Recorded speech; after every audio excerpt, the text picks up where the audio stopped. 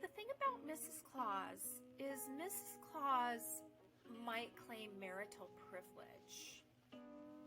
She would have a marital privilege of to not testify about any, and Santa would have one to protect her as well, about any confidential communication. So it can't be around the elves. It has to be just between the Clauses. But any confidential communications that happen during their marriage.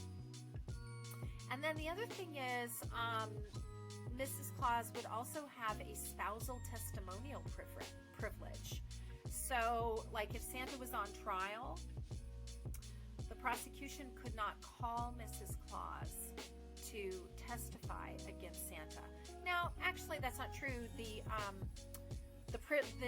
way the privilege works is the prosecution can call the spouse, but the spouse that is on the stand is the holder of the privilege. So the spouse on the stand can either invoke the privilege and then no one can make you testify against your spouse, or they can waive the privilege because that privilege is about maintaining marital harmony.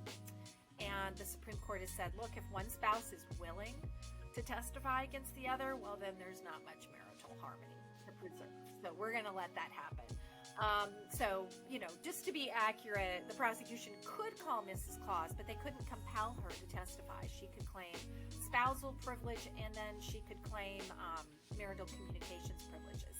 And without co-conspirators, without accomplice testimony, I don't know how you rope in Mrs. Claus, right? Like, I think you need to turn an elf. Maybe you give an elf immunity